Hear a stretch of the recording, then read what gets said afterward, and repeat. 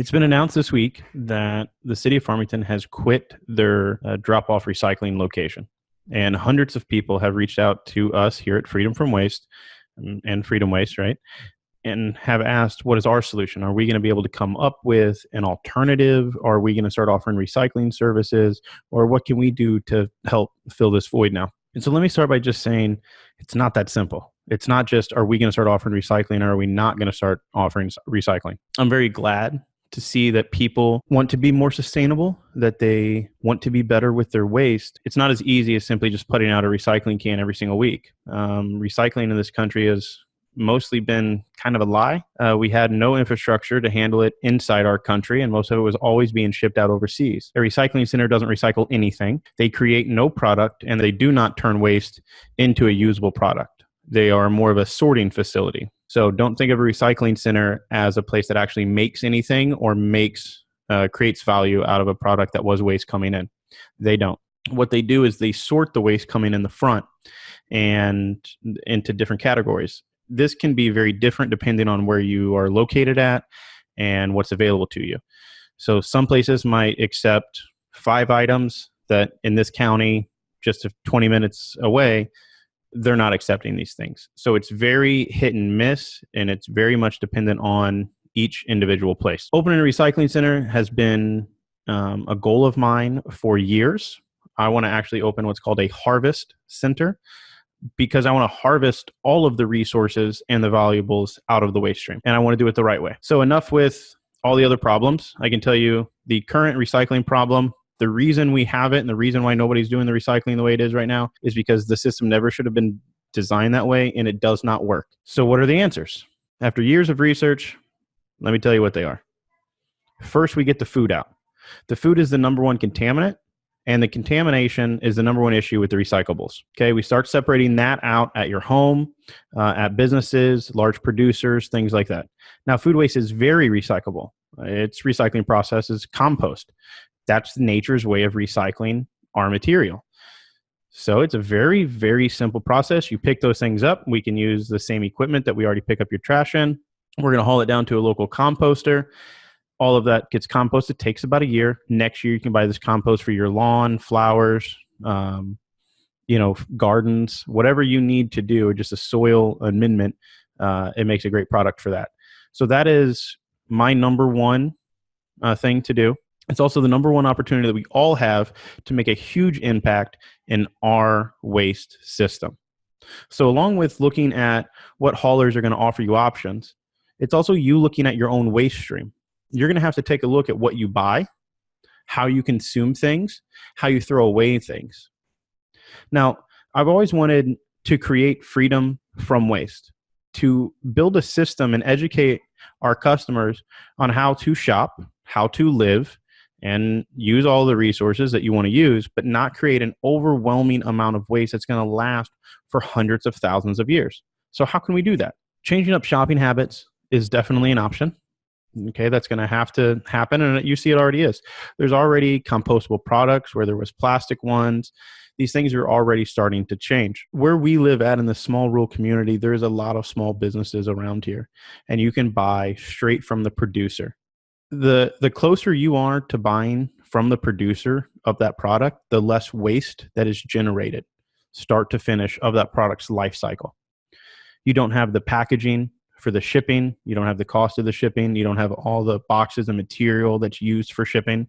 Imagine taking a pepper on the vine. It's completely perfect. You can pick it. You can eat it. Same with the tomato and all the other produce. But when you ship it halfway around the world or halfway across the country or even 50 miles over, now you're putting it in boxes. You're using a lot of carbon. You're using a lot of fuel. You're creating all of this whole system, right? All this packaging and these stickers and the barcodes and all that other stuff so that you can even purchase this pepper or whatever produce it is.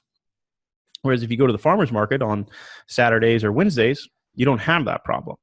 Now you might get a plastic bag at the end of your shopping experience to carry your things home in. And this is another problem that we see all over the place is the manufacturers of plastic bags. They'll put, please recycle this bag. This bag is recyclable all over it. Find somebody to accept and recycle it though, because they're not. Nobody's recycling those things, not in America. not on a large scale, not at a scale at all to make an impact. And that's why we're seeing plastic bags and plastic film banned all over the world. It's happening in America slowly but surely, but we are so far behind on sustainability compared to every other country. And that's kind of in a good spot, I guess, because a lot of them have already figured out the process and we just have to duplicate it, change up the way we're handling things, follow what other countries have done, and become more like them. There's a lot of successful places that have handled their resources better than we are, and some ideas work and some of them don't. So they've figured out some of the successes. Now it's us to put the American spin on them. What can we do? Taking responsibility for the waste that you generate is number one. So consumers, please, let's not make the trash man, the guy that shows up at your house to take and empty your trash can, the one that's responsible and that you say, hey, recycle everything in this can. They don't have control of what's in that can, and we don't have control over who recycles or what manufacturers are buying what or any of the other stuff. What we can do is educate you on what you can do, okay? We can help guide you through better shopping techniques to reduce the amount of waste you even bring into your home in the first place. Then we can teach you how to handle some of your waste at your home. Chickens in your backyard is an excellent, excellent food waste processor. And they give you eggs out of that and enjoyment. They're like pets. Ask anybody that has chickens, they love them. Some people don't, I guess, but those people just shouldn't have chickens.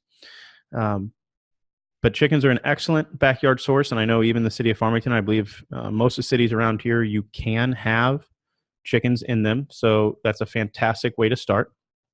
If you don't want to do that, you can also just start with a backyard compost bin. That's something that I've had done and helped people have start. And there's a lot of options out there for you. I've made them simply just out of chicken wire and wooden garden stakes. Create a circle and fill it up, turn it every couple of weeks or so, and you get some pretty good soil out of the bottom. You can buy a compost turner more for yard waste. You can buy them at most hardware stores and home and garden places. They're just a barrel, usually sits on a stand. You put your yard waste in it and rotate it every time you put some stuff in it or every couple of days, and it composts pretty quick. There's a lot of other options. There's even inside counter food waste that you can put right on your counter, and that can create some fertilizer for you. Can create fertilizer for you. You also have options as far as like worm beds, red wigglers, things like that. You can put your food waste in, you feed it to the worms. The worm casting is very rich, and it's a great garden additive or flower additive, superfood for plants. So all of those things are ways that you can take responsibility for your home's waste and what you can do with it to actually make your waste more valuable. Once you get the food waste out, the rest of what you have is either recyclable or not recyclable, but also it's not contaminated now. Unless you're throwing away oil and a bunch of other stuff that you're not supposed to put in there, as long as you're not putting any more liquids and food and that kind of stuff in your trash can, for one, your trash isn't going to stink nearly as bad. It's not going to have the issues, attract the flies, the other little crawly creatures that get in there. You're not going to have that issue. Compost handles that on its own end and fixes that problem. So if you do the compost, you're not going to have that problem much at all either. As long as your compost is going right. Do your compost. Now we have a different waste stream. Okay, we've changed the waste stream because now it's not contaminated with so much food waste. It's not producing as much methane for us. It's not contaminating the papers and the cardboards and getting down in the aluminum cans and things like that. So now we have a waste stream that's a little easier to pick the easily recycled items out of. So what the most successful places are doing is first you get out the food waste, take that to a compost, and you run it through nature's process for that, and you create a wonderful product for next year to grow your next round of food with.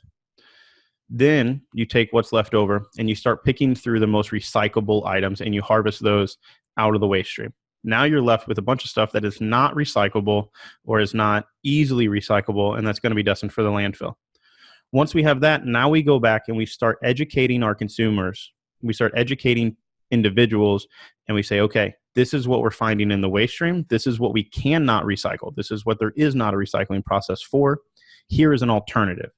Buy this instead of this when you're at the store. And we'll tell the stores, hey, sell this instead of this because they buy it too. It's all in education and it's all commitment. One thing that has been very apparent over the last week is that this community definitely wants sustainable options. We at Freedom from Waste want to provide the sustainable guidance, the sustainable options, and the sustainable service to help you reduce how much waste that you generate. How much of your waste legacy are you leaving behind you? And we want to help you reduce that. It's not just recycling. We will guide you through the whole process and make sure that we are providing freedom from waste for our entire community. Thank you guys for supporting us, and we look forward to helping you along this wonderful, wonderful journey and really growing this thing and being a staple for the entire country to watch. So if you're interested in learning more about what we're doing, getting some guidance, or if you're not a customer and you'd like to sign up with us to help support us along this mission, please visit our website at freedomfromwaste.com. Follow us on all social media channels, Facebook, Instagram, Twitter. Again, it's all freedomfromwaste.com. We also have some out there that is under Freedom Waste as we transition from just the original hauling company to a sustainability company that is Freedom from Waste. All of the names on social media and the website is Freedom from Waste.